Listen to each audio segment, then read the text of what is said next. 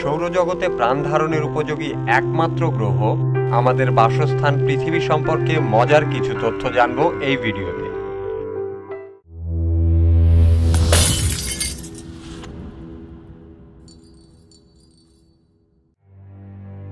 সৌরজগতের প্রায় সকল গ্রহ উপগ্রহের নামকরণ করা হয়েছে কোনো না কোনো রোমান বা গ্রিক দেবদেবীর নামে। যেমন শুক্র গ্রহের নামকরণ করা হয়েছে গ্রিক সৌন্দর্য ও ভালোবাসার দেবী ভেনাসের নামে। রোমান যুদ্ধের দেবতা মার্সের নামে রাখা হয়েছে মঙ্গল গ্রহের নাম। শুধুমাত্র আমাদের নিজ গ্রহ পৃথিবীর নামকরণ কোনো দেবদেবীর নামে করা হয়নি। পৃথিবীর বয়স প্রায় 450 কোটি বছর হলেও আমরা একে আর্থ বা পৃথিবী নামে ডাকা শুরু করেছি প্রায় 1000 বছর আগে থেকে। প্রায় সকল ভাষাতেই পৃথিবী শব্দটি মাটি বা ভূমি শব্দের সমার্থক শব্দ। সূর্য থেকে গ্রহগুলোর দূরত্ব বিচারে পৃথিবী সৌরজগতের তৃতীয় গ্রহ। পৃথিবীর আকার সৌরজগতের অন্যান্য গ্রহের তুলনায় বেশ ছোট। জুপিটার বা বৃহস্পতি গ্রহ পৃথিবী থেকে প্রায় 1000 গুণ বড়। আমরা পৃথিবী থেকে যেমন চন্দ্রোদয় বা চন্দ্রাস্ত দেখি, ঠিক একই রকম ভাবে চাঁদ থেকেও পৃথিবী উদয় বা পৃথিবী অস্ত দেখা যায়। অ্যাপোলো 8 নভোচারীরা চাঁদকে প্রদক্ষিণ করার সময় সর্বপ্রথম এ অপার্থিব দৃশ্য ক্যামেরাবন্দি করে।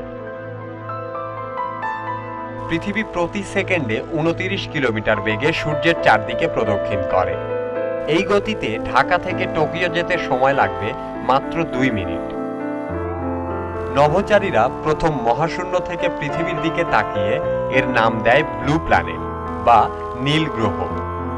আমাদের পৃথিবীর 70% অংশ পানি দ্বারা পরিবেষ্টিত, আর তাই মহাশূন্য থেকে পৃথিবীকে নীল দেখায়। প্রায় 30 কোটি বছর আগে পৃথিবীর সকল স্থলভাগ একসাথে এক বিরাট মহাদেশ আকারে ছিল, আর ছিল একটি মাত্র অতিকায় মহাসাগর।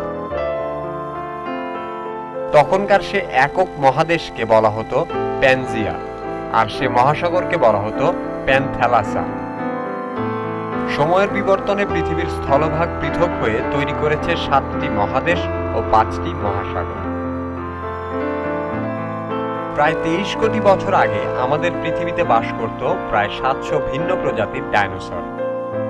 আপনি যদি বর্তমান পৃথিবীর উপর হতাশ হয়ে টাইম ট্রাভেল করে ডাইনোসরদের সময় ফিরে যেতে চান, তবে অবশ্যই স্পেস স্যুট পরে যেতে ভুলবেন না, কারণ তখনকার পৃথিবীর আবহাওয়া ও জলবায়ু মোটেও এখনকার মতো ছিল না।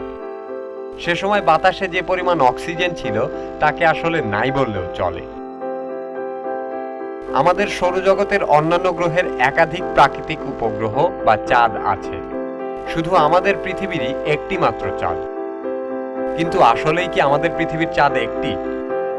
পৃথিবীর সহকক্ষপথে 2টি অ্যাস্ট্রয়েড বা গ্রহাণু পৃথিবীকে কেন্দ্র করে ঘুরছে। তারা কখনো পৃথিবীর খুব কাছে আসে, আবার কখনো পৃথিবী থেকে অনেক দূরে সরে যায়। এরা আকারে অনেক ছোট হওয়ার কারণে আমরা এদেরকে খালি চোখে দেখতে পাই না। এ 2টি গ্রহাণু আমাদের পৃথিবীর প্রাকৃতিক উপগ্রহ না হলেও এদেরকে চাঁদের ছোট ভাই বলা যায়। এ ধরনের আরো ভিডিও দেখতে চাইলে আমাদের চ্যানেল সাবস্ক্রাইব করুন, আমাদের অন্যান্য ভিডিওগুলো দেখতে থাকুন। এই ভিডিওটি ভালো লাগলে লাইক করুন, বন্ধুদের সাথে শেয়ার করুন। আমাদের চ্যানেলে ভিডিও আপলোড হওয়ার সাথে সাথে নোটিফিকেশন পেতে সাবস্ক্রাইব বাটনের পাশে বেল আইকনটিতেও ক্লিক করুন।